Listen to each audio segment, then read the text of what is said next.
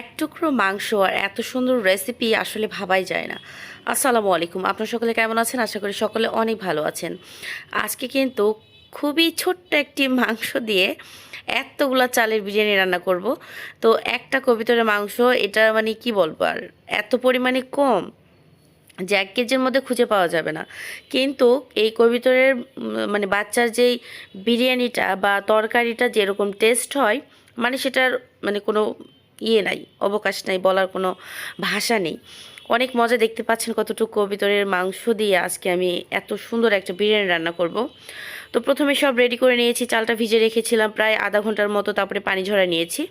তো এখন রান্নাটা শুরু করে দিলাম। প্রথমে তেল দিয়ে দিয়েছি বেশ অনেকটা, তারপরে আস্ত জিরা, তারপরে সাদা এলাচ আর আপনার দারুচিনি, তেজপাতা কিছুটা একটু ভেজে নেওয়ার পর তারপরে পেঁয়াজ আর কাঁচামরিচ দিয়ে দিয়েছি। তো এখানে কোনো গুঁড়া মরিচ অ্যাড করব না, শুধু কাঁচামরিচ দিয়েই বিরিয়ানিটা রান্না করব। তো এটা ভালো করে ভেজে নিচ্ছি আর কি। তো নর্মালি যে বিরিয়ানিগুলো আমি রান্না করি ঠিক সেমভাবেই। তো এই মাংস দিয়ে বিরিয়ানি বলেন বা আলুর ঝোল বলেন বা যে কোনোভাবে রান্না করলে অনেক পুষ্টি এবং খেতেও অনেক সুস্বাদু। তো ভালোভাবে একটু ভেজে নিয়েছি, পেঁয়াজ মশলাগুলো ভেজে নেওয়ার পর কিছুটা হলুদ আর দিয়ে দিলাম পরিমাণ মতো টেস্ট অনুযায়ী লবণ। লবণ দিয়ে দেওয়ার পর গরম পানি ছিল, আমি একপাশে তো বসায় রেখেছি গরম পানি। তো গরম পানি দিয়ে দেওয়ার পর একটু ভালোভাবে কষায় নিয়েছি মশলাটা। তো এখন সামান্য এক টুকরা মাংস দিয়ে দিলাম। আসলে বড় একটা পিস হলে এক টুকরা মাংসই হবে, সেটাকে ছোট ছোট করে কেটে পিস করে নিয়েছি। আর এই পিসগুলো দিয়ে আজকে আমি বিরিয়ানি রান্না করতেছি। তো এখন সুন্দরভাবে সেদ্ধর জন্য মাংসতে পানি দিয়ে দিলাম। তো এই পানিটাও মানে যখন শুকিয়ে যাবে তখন আমি বাদবাকি কাজটা আর কি সেরে নিব। তো মোটামুটি উপর থেকে তেল চলে আসছে, মানে মশলার উপরে তেল ভেসে এসেছে। এখন কিন্তু ভালোভাবে নাড়াচাড়া দিয়ে দিয়ে দিলাম বিরিয়ানির মশলা। তো এখানে অর্ধেক বিরিয়ানি মশলা ছিল আর অর্ধেকটা আমি আরেকদিন রান্না করেছি। তো আমি কিন্তু কাস্ত মশলা কিছুটা অ্যাড করেছি, যার কারণে বিরিয়ানি মশলা দিলেও চলতো, না দিলেও চলতো। তো আমার বাসায় ছিল কিছুটা, এই জন্য দিয়ে দিয়েছি। তো দিয়ে দেওয়ার পর মটরশুঁটি এই তো সুন্দরভাবে ছিলে বেছে ধুয়ে রেখেছিলাম, সেটাও দিয়ে দিলাম। দিয়ে দেওয়ার পর কিছুক্ষণ ঢাকনা দিয়ে ঢেকে রান্না করতেছি। তো রান্না করা শেষ, এখন দিয়ে দিলাম চাল। তো এই চালটা কিন্তু ভিজে রেখেছিলাম, অবশ্যই আপনারা খেয়াল করেছেন। তো ভালোভাবে পানি ঝরা দিয়ে নিয়ে তারপরে হচ্ছে এখন চালগুলা দিয়ে ভালোভাবে ভেজে নিব ঝুরঝুরা করে। বেশ অনেকক্ষণ অফ ক্যামেরায় আমি ভালোভাবে ভেজে নিয়ে চালগুলো একদম ঝুরঝুরা করে নিয়েছি। তো দেখতে পাচ্ছেন চালগুলো মোটামুটি ঝুরঝুরা হয়ে গিয়েছে। তো শুক্রবারের দিনে খুবই আমি একটু অসুস্থ, আপনারা হয়তো ভয়েস শুনে বুঝতে পারতেছেন। তো খুবই শর্টকাটের মধ্যে আজকে এই বিরিয়ানিটা রান্না করলাম। আর সবথেকে বড় কথা হচ্ছে একটুক মাংস দিয়ে রান্না করলে দেখা যায় মাংস নিয়ে টানাটানি পড়ে যাবে।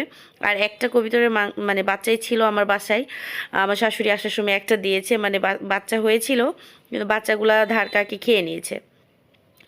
তো এখন এই একটা মাংস দিয়েই আমি হলো বিরিয়ানিটা করে নিলাম, কারণ আমার ছেলে বিরিয়ানিটা অনেক বেশি পছন্দ করে।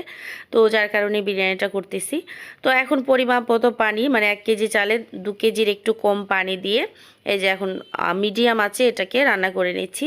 তো লবণটা অবশ্যই এ পর্যায়ে দেখে নেবেন, যদি লাগে দিয়ে দিবেন। আমার অফ ক্যামেরায় কিছুটা কম ছিল, আমি দিয়ে দিয়ে ভালোভাবে নাড়াচাড়া দিয়ে এখন এটা দমে রান্না করব বেশ অনেকক্ষণ যাবত। একদম মিডিয়াম টু লো আঁচে দিয়ে দিব, মানে এটা মানে হালকা ভাপেই খুব সুন্দরভাবে সেদ্ধ হয়ে যাবে। তো এখন ঢাকনাটা উঠিয়ে কিছুক্ষণ রান্না করে নিয়েছিলাম, তারপর ঢাকনাটা উঠিয়ে এখন চাড়া দিয়ে নিব, মানে মিশ করে নিব। এবার এপার করে উল্টে পাল্টে আর কি সুন্দরভাবে মিশ করে নিচ্ছি।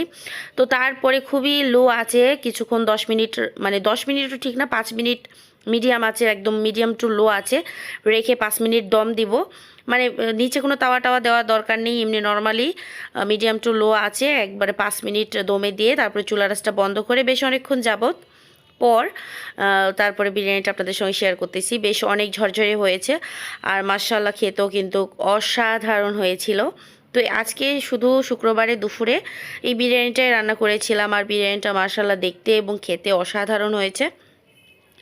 তো আমার ইউটিউব চ্যানেলে যারা এখনও সাবস্ক্রাইব করেননি তারা অবশ্যই সাবস্ক্রাইব করে আমার পাশেই থাকবেন।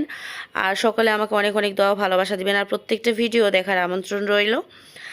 আর সবথেকে বড় কথা হচ্ছে আপনাদের ভালোবাসা এবং কমেন্টসে আমার ভিডিও করার আগ্রহ বা আশা আরও বেড়ে যায়।